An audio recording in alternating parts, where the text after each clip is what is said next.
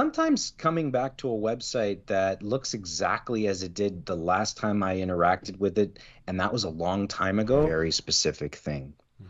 And in order to do that very specific thing for them, we need to go and see what the condition of the site is because Anything else that has you cringe when you're looking at a new website?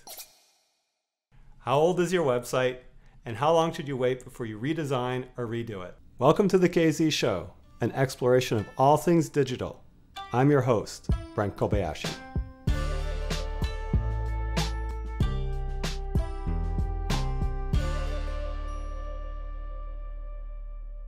So the topic of today is websites. How often should they be updated and how much should they be updated? If you were to ask an ad agency or marketing agency or creative agency like ourselves, probably we'd say every 2 years. If you were to ask your CFO, depending on your CFO, they might say, 5 years, 6 years? Maybe the right answer is, it depends. So I have with me Mike Sabrizi.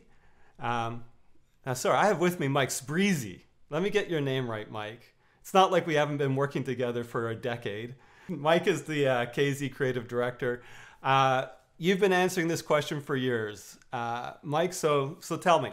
yeah, I would say that the average is probably 3 to 5 years. That's what I would say is the average. But at the end of the day, it really does depend. It depends on your business. It depends on the size of your business. It depends on whether you are a market leader. If you are a massive popular company that paves the way in its industry, you're likely updating your site every 6 months or so just to keep it fresh. And it depends on, is your business changing? Have your business goals changed? Is the site doing what it needs to be doing for your business? Is it accomplishing your goals? Has the popularity of whatever service or product you're offering changed, and therefore changed your users that are coming to visit that site?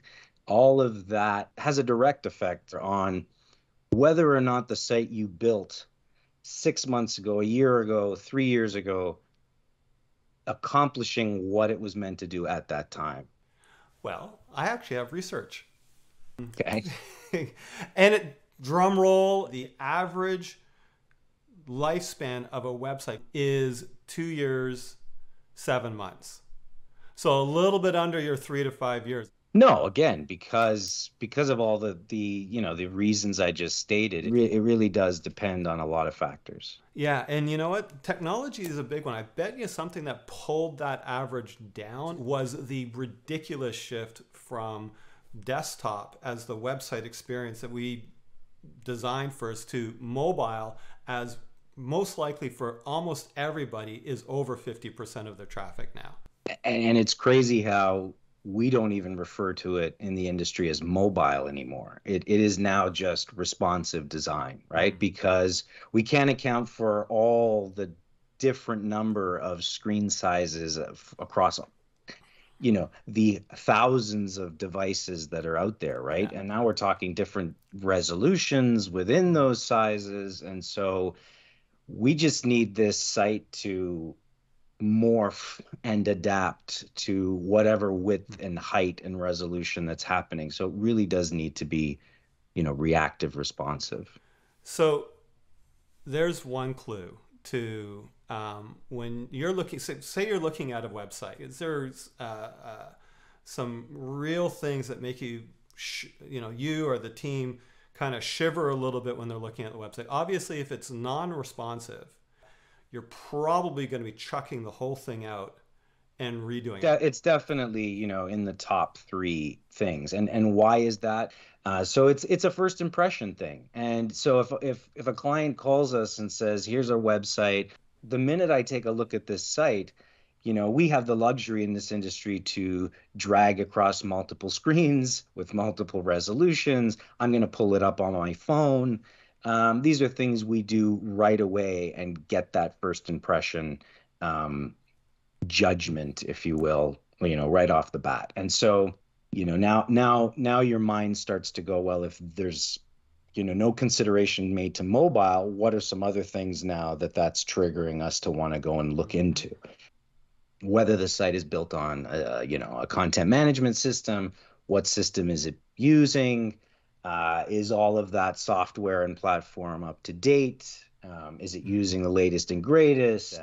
What condition is the engine in, essentially, right? What kind of Okay. mileage does it have on it? And has anybody been maintaining this thing? Because you could buy a brand new vehicle that's a year old, but if you don't take that thing in for oil changes and maintenance, then you've pretty Mm. much just shaved a hell of a lot of life off of that investment. And I mean, so, that to me is reminding me of a lot of stuff that I brought to you and the team this past year. Hey, this client wants to do this thing, and you look at it, and the first thing is it mobile? Is it not? I hear it many times. Cracked open the hood, took a look inside. You're sitting there going, okay, it's got. yeah, they haven't updated this thing in forever. Websites that we it's not news here, but there's people like to hack into anything that's Yeah, behind yeah, yeah. credentials and login screens and any way they can get their hands on information that they might be able to use, right? And Mm. so WordPress is very secure, but it's only as secure as you keep it up to date. And so in that respect, I mean up to date. But going back to what you were saying about, a client coming to us and asking for maybe one very specific thing. Mm. And in order to do that very specific thing for them, we need to go and see what the condition of the site is, because either we can do that thing easily and painless, or we need to say, well, if you want to be able to turbo boost your Honda Civic to do a straight mile in under a certain amount of time, you can't do it with this engine, Mm. because the piece we need to add on to enable that or to make that work doesn't work or isn't compatible with what you've got right now as a base. When a client comes to us, it may or may not be their last resort because they've tried to do a bunch of things themselves. And with content management systems, the beauty of them, but also sometimes the worst thing about them, is that you can do things cheap and easy, like add plugins or themes and builders and they, because they want to promote the tool as being something that's completely end-to-end managed by the client, and they you can easily do things on their own. um, but you need to maintain those things too. And so clients might say, okay, you know what, we really just needed to do something and we were under the gun for time, or we didn't have, budget this year left for that thing. And so we just tacked on a bunch of these plugins to get the job done. Mm. But now we're finding our site doesn't perform well for some reason anymore. It's really slow, not only for our visitors that are using the site and trying to browse it, but for us in the back end, trying to just update some content, we're timing out at times, or we're taking we're waiting forever for pages to load, and so now it's becoming difficult and hard to even use. And those are things that we notice as well, right? There's like a bunch of stuff that's been tacked on to do a task, and there wasn't a whole lot of thought or maybe even knowledge that this is what can happen. So, uh, anything else that has you cringe when you're looking at a new website? I mean, design, right?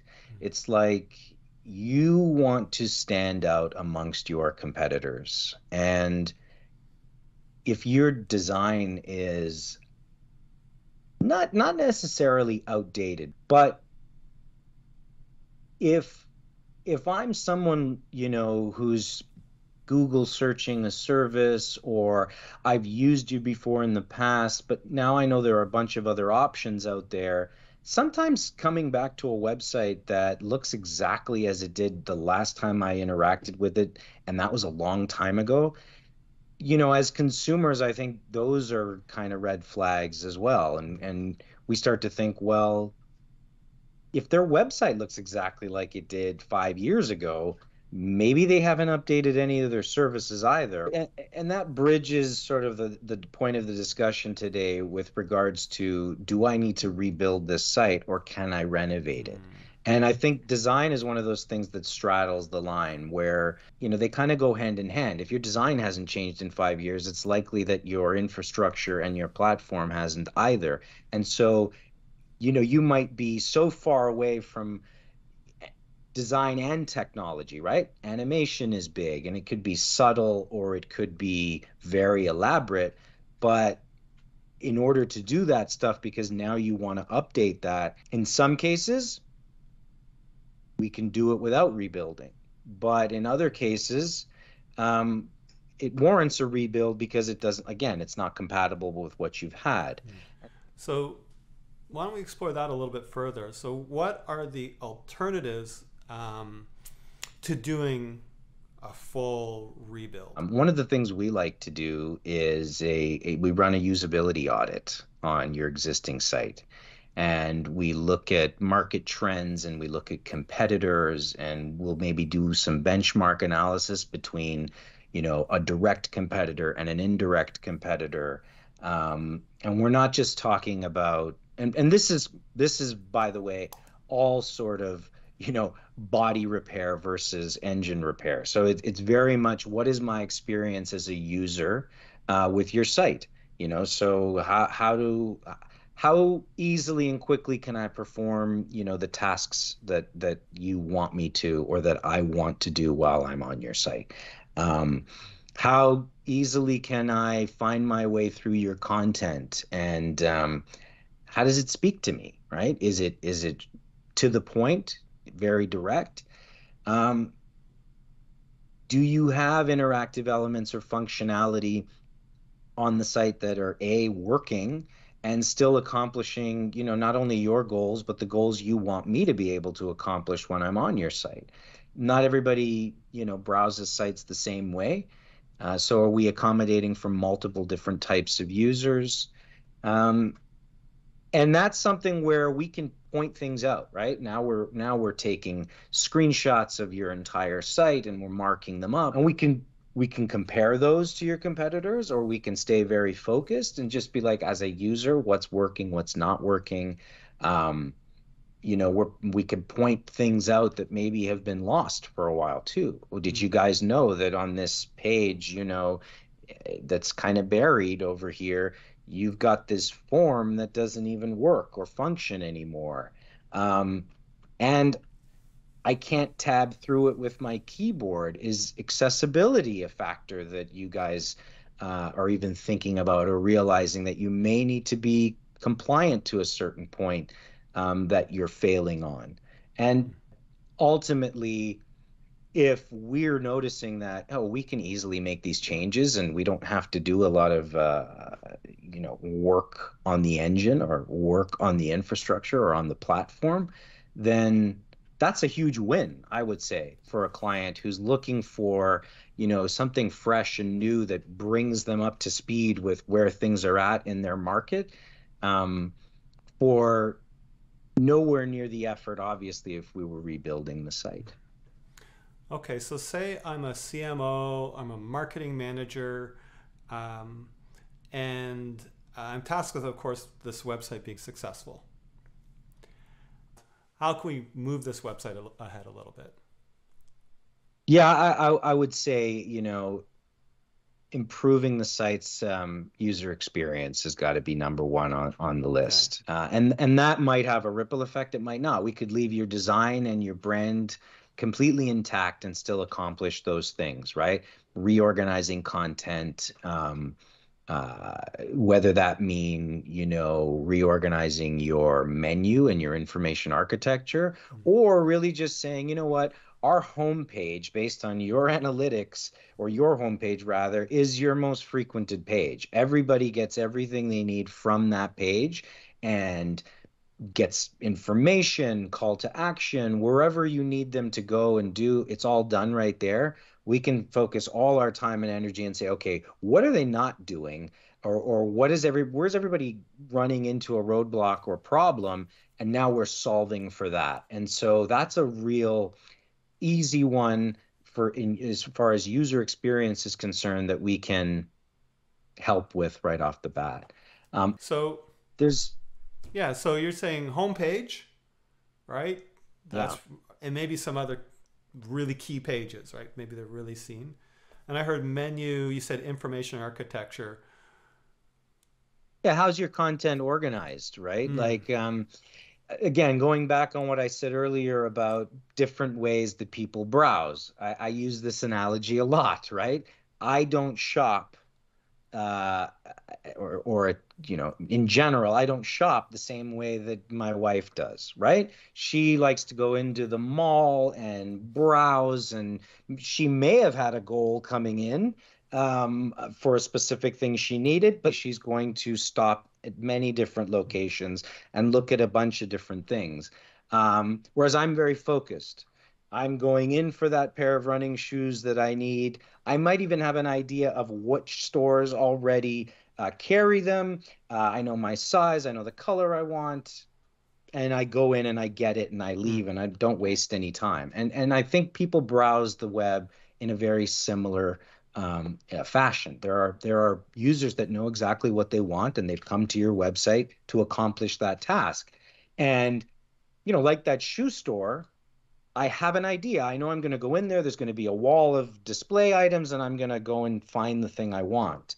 And that store has either made it easy, your website's either made it very easy for me to directly find those things, um, or I have to do some work, right? If the mm, shoes I want are hidden behind a secret door in the back room, how do I know that, right? mm, And so that's the kind of thing where we want to maybe directly take an audit of your content and say, look, you might have thought this was a good way to organize your content, but your users might have a completely different idea, right? So that's that user. And then the user that's browsing your website, they're not interested in the menu. They're here to see what else you might have to offer. And so they're scrolling and they're jumping off and clicking links and you want to accommodate that user as well. You want to make sure that, we give those avenues and possibilities, but we also want to make sure they don't get lost in any kind of maze where they can't easily find their way back or mm, reset themselves and maybe say, okay, well, I've done my browsing, but I really did come here for those pair of shoes, so mm. I'm gonna find my way back to there. And so that's a big one. How does this sound? Take a look at your website, your products, all those different shoes or whatever the whole thing. Like and actually say, oh, this is all the different things on my website, whatever it happens to be. And this is how people would find it. Because we've seen this way too many times. Oh, in order to find this service, I have to go to services. And then I scroll all the way down to the bottom and there's a thing there and it links out to another page for that one particular service. And those might seem And really yeah. extreme, but if your site's old enough, you'd be probably surprised that there's a few of those sorts of things going on there that have just built up over the years. But that's a good point because not everybody might need a complete restructuring or reorganization of their content. But by doing a quick audit, we can just say, these things aren't working like we originally Mm-hmm. intended them to work. There's some quick fixes, inexpensive fixes that we can do that are just going to completely improve the Yeah. user experience because as somebody, a lot of our clients don't browse their own websites, right? They Mm-hmm. might have a person in their organization who works with the site on a daily basis because they have content that needs, updating. And oftentimes that person is very isolated and feels like, does anybody know on this team, how hard it is for not only Yes. our users to find information, but for me to make the changes I need to make on this website. And those are the people we're often working with. Yeah. And they are a representative of your outside users Yeah. looking in. They really are. And so they usually have a lot of insight as to where those quick fixes might even be. Um, the other thing, when you're talking about the way your wife browses, now go through it and say, what do people accidentally come across with that you want them to come across? How many websites have all their testimonials in one place and not on the page where the service offering is that that testimonial is relevant to, right? Yeah. That sort of thing. So the other aspect from a user experience is how do you, can you just bring those things in? And like you said, that probably doesn't have to require a rebuild, but it makes your site that much more effective. But the beauty about that is that our process doesn't change. Whether you're someone that can really benefit from quick fixes or someone that needs a complete rebuild, our process doesn't change. Our approach might change, but we have the tools that, like I said, different workshops, different audits that we can do, different exercises with the client, right? I think it's super important that the client be very involved in this process if they can be, or if they can afford that. It's important for them to know what's going on if the site really is as important as, we know it is. Thank you. That's it for now. Thank you, Mike Sbreezy, for joining us on the KZ Show. At the end of the show, we'll list the top 10 reasons to update a website and a list of quick fixes you can make to make it even better before you even have to redo it. See you next time.